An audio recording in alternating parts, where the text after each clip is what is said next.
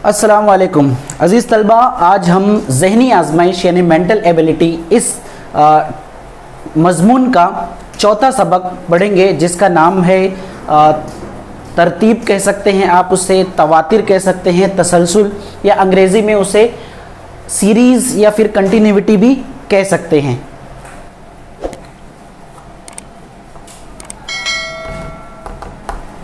तरतीब या आप इसे तवातिर भी कह सकते हैं या इंग्लिश में आप इसे सीरीज या कंटिन्यूटी वगैरह भी कह सकते हैं, तसलसल वगैरह। इसमें क्या होता है, इससे पहले भी इस टॉपिक पर एक सबक बनाया जा चुका है, वो हमारे चैनल पर भी है, उसकी लिंक आपको डिस्क्रिप्शन में मिल जाएगी। लेकिन तरतीब में जो है वो 4 नुकात होते हैं, यानी 4 सब पॉइंट होते हैं, यानी 4.1, 4.2, 4.3 और 4.4, जिसमें से पहला वाला हम पढ़ चुके थे, लेकिन इसमें हम उसको भी शामिल करते हुए तमाम का तमाम जो है चारों पॉइंट बहुत अच्छे से समझने वाले हैं। इसमें जो 4 नुकात होते हैं, ये जो तवातिर या तसलसल होता है, ये हमें मिलता है आदाद में, कह सकते हैं हम आदाद में तसलसल या तवातिर, या इसके अलावा अशकाल में तवातिर, इसके अलावा अलामतों में भी तसलसल पाया जाता है, या एक और नुक्ता है अंग्रेजी हुरूफ तहज्जी।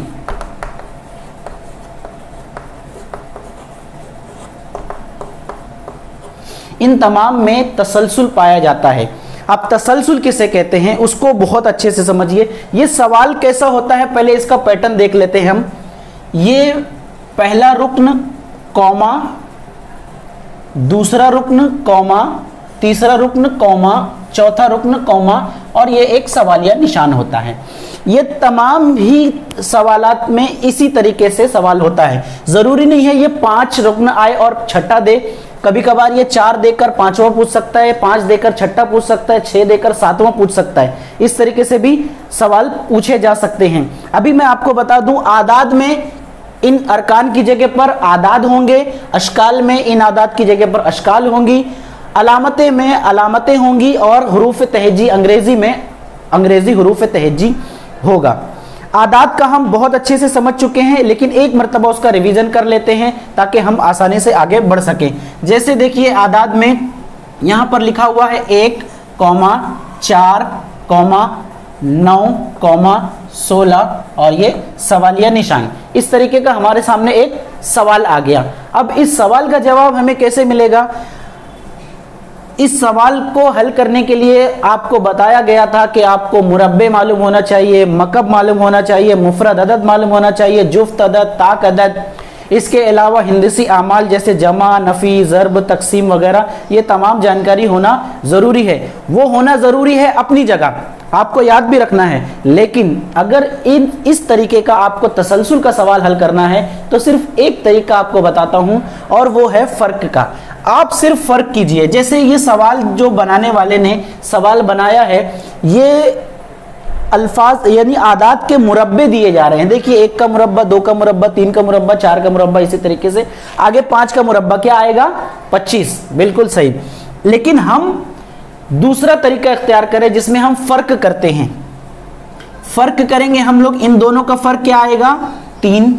ये दोनों का फ़र्क मतलब तफरीक। आप इसमें से इसको माइनस कर देंगे तो 9 में से 4 निकाल देंगे तो 5 आ गया, 16 में से 9 निकाल देंगे तो हम यहाँ पर आ जाएगा जवाब 7। यानी जो फ़र्क है उस पर ध्यान दीजिए। फ़र्क जो है वो ताक आदाद का फ़र्क है।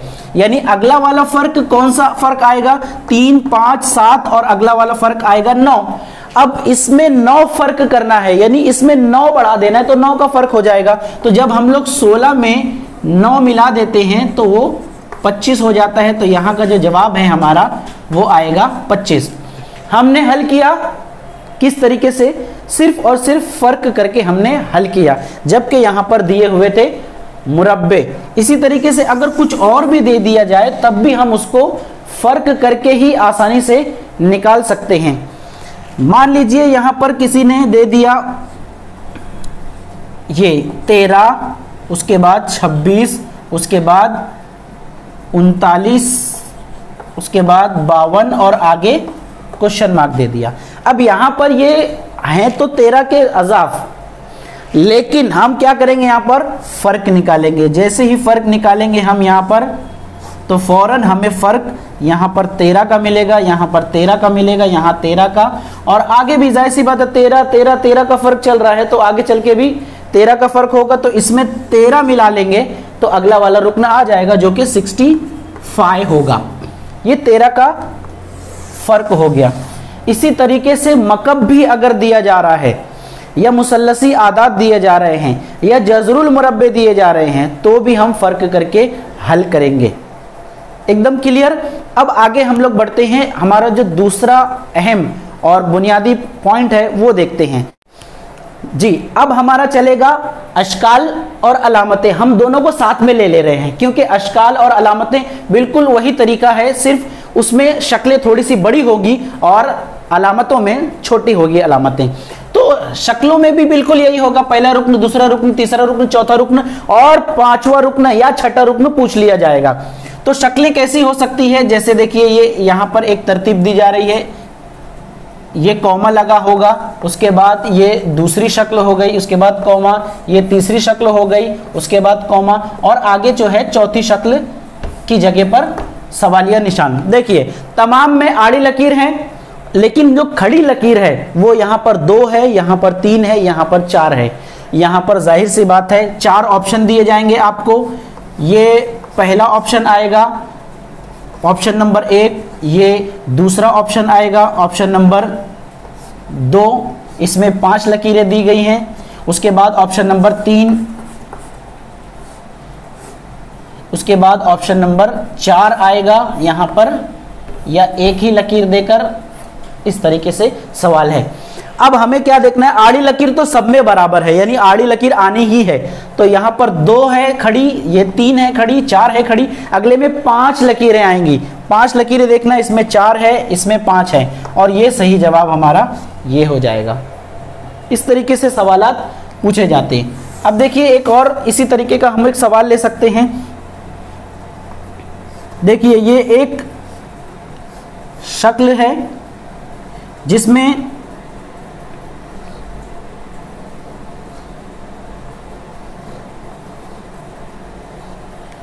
इस तरीके की एक शक्ल है, कॉस में। यहां पर हम लोग आगे बढ़ेंगे, एक दूसरी शक्ल आ रही है, उसके बाद अगली वाली शक्ल देखेंगे हम। यहां पर सवालिया निशान रह सकता है। अब अगली जो शक्ल होगी, जैसे देखिए यहां पर 5 जिले हैं, तो अंदर 5 छोटे से दायरे हैं, यहां पर 4 जिले हैं तो अंदर 4 छोटे से दायरे हैं, यहां पर 3, यानी ये जो दायरे हैं वो कम होते जा रहे हैं, और जो लाइन है वो भी कम होती जा रही है। तो हम यहां पर अगला वाला देखेंगे कि 3 जिले हैं, तो अगला वाला देखिए 2 जिले आएंगे सिर्फ, और अंदर जो दायरे हैं वो भी 2 आएंगे। ये हमारा हो गया जवाब। ये तरतीब आगे पीछे ऊपर नीचे कैसे भी करके पूछी जा सकती है। देखिए आपको और भी मिसालें 1-2 दे दी जाती हैं ताकि आप अच्छे से समझ लीजिए। एक सवाल देखिए, यहाँ पर हैं 5 पत्तियां और नीचे है 1 पत्ती, ये पहली शक्ल हो गई। उसके बाद ये देखिए 4 पत्तियां और ये नीचे 2 पत्ती, अगली वाली शक्ल ये 3 पत्तियां और ये नीचे 3 पत्ती, और अगली वाली जो शक्ल है वो यहाँ पर 2 पत्तियां और यहाँ पर 4 पत्ती। तो अगली वाली जो शक्ल है वो क्या होगी। अब आप यहाँ अगर गौर करेंगे थोड़ा सा तो देखेंगे कि ऊपर वाली जो पत्तियां हैं वो तसलसल के साथ एक एक कम हो रही हैं, और नीचे वाली जो पत्तियां हैं वो तसलसल के साथ एक एक बढ़ रही हैं। तो अगली वाली क्या शक्ल आएगी, यहाँ पर 5 4 3 2, तो अगली वाली जो शक्ल होगी उसमें 1 आएगी। अब नीचे देखते हैं 1 2 3 4, तो नीचे जो है वो 5 पत्ती आ जाएगी। तो ये हमारा जवाब, ये सही जवाब हो जाएगा हमारा। अलामतें बिल्कुल ऐसी ही होंगी, अलामतें कुछ फर्क नहीं, सिर्फ उन अलामतों को छोटा करके बता दिया जाएगा, शक्लें बिल्कुल वही रहने वाली हैं। जैसे जमा, तफरीक और ज़र्ब। जमा, तफरीक और ज़र्ब, ये एक अलामत हो गई कौमा पहला वाला। उसके बाद अगली वाली अलामत देखिए, ज़र्ब, तफरीक, ज़र्ब, जमा और तफरीक, ये दूसरा हो गया। उसके बाद आगे बढ़ते हैं हम लोग, तफरीक, ज़र्ब, जमा हो गया, तो अगली वाली शक्ल क्या होगी तीन में से। अब आप देखेंगे तो तीनों शक्लों में सिर्फ तीन अलामतें नज़र आ रही हैं, जमा, तफरीक और ज़र्ब, ज़र्ब, जमा, तफरीक, तफरीक, ज़र्ब, जमा। लेकिन इसमें हमें एक ख़ास पैटर्न तलाश करना है, ढूंढना है और उसको निकालना है। तो अगर आप इसको और इसको देखेंगे तो साफ नज़र आएगा कि जो आखिरी वाली अलामत थी वो उठकर आगे आ गई तो अगला रुक्न बन गया। देखिए यही रुक्न आगे आ गया, यानी ज़र्ब, जमा, तफरीक। इसमें से आगे आने के लिए फिर आगे वाला जो रुक्न है वो आगे आ गया। देख लीजिए आप, ये वाला रुक्न उठकर वहां पर आ गया। तो अगली वाली शक्ल आने के लिए क्या होगा, ये जो आखिरी वाला रुक्न है वो उठकर आगे आ जाएगा, तो हो जाएगा हमारा जवाब जमा, तफरीक और ज़र्ब। ये हमारा हो गया जवाब। इस तरीके से हम अलामतों को भी और अशकाल को भी बहुत अच्छे से देखकर समझकर हल कर सकते हैं। हमारा आज का जो आखिरी पॉइंट है अंग्रेजी हुरूफ तहज्जी, इसके लिए हमें इस तरीके से हमारे सवालिया पर्चे पर रफ लिख लेना है। लिखने की ज़रूरत भी नहीं होती है क्योंकि सवालिया पर्चे पर पहले से ही ये लिखा हुआ आता है, हर पेज पर लिखा हुआ रहता है। अभी नए सिस्टम में यहाँ पर एक Z को भी बढ़ा दिया गया है, लेकिन अगर आपके पेपर में ऊपर Z रहा तो इसका मतलब Z को शामिल किया गया है, और अगर नहीं रहा तो इसका मतलब नहीं किया गया है। इन तमाम अरकान को, यानी ये जो तमाम अल्फ़ाबेट्स हैं, उनके ऊपर उनका एक नंबर शुमार तस्लीम किया जाता है। जैसे ए को 1 कहा जाता है, बी को 2, सी को 3, डी को 4, ई को 5, इसी तरीके से 6, 7, 8, 9, 10 और आखिर में 26 तक इस तरह नंबर दिए जाते हैं। और ग्रुप में 5-5 अरकान होते हैं और 5-5 अरकान के 5 ग्रुप बनाए जाते हैं। यहां से तरतीब का सवाल बनता है। सवाल देखिए किस तरह से बन सकता है। यहां पर हमने पहला सवाल बताया ए, उसके बाद ले लिया गया सी के बाद ले लिया गया एफ के बाद लिया गया जे। अब हमें सवालिया निशान दे दिया गया। अब हमें उस तरतीब को पकड़ने का है। अब उस तरतीब को पकड़ने के लिए अगला सवालिया निशान क्या आएगा ये देखना है। तो देखिए सबसे पहले हमें क्या करना है इस तरीके के सवाल में। सबसे पहले देखिए कुछ भी ऐसी निशानी लगाना है जो हमारे अरकान में आ रही है, या इस तरीके से निशान, या मुरब्बक बना सकते हैं आप, दायरा बना सकते हैं। ये मैंने एक दायरा बना दिया। सी के ऊपर अगला रुक्न है, अगला रुक्न एफ है, फिर उसके बाद वाला रुक्न जे है। तो अब आपको वो तरतीब, जो खास तरतीब है, वो नजर आ जाएगी। कैसे, देखिए ए और सी दोनों के बीच में एक रुक्न है और यहां पर दोनों के दरमियान में 2 रुक्न है। इसी तरीके से दोनों के दरमियान में यहां पर 3 रुक्न है, दरमियान में 1, 2 और 3। तो जाहिर सी बात है आगे वाला जो आएगा सवाल उसमें दरमियान में 4 रुक्न होंगे, 1, 2, 3, 4। तो ये 5वां रुक्न हमारा सही जवाब होगा, जो कि है ओ।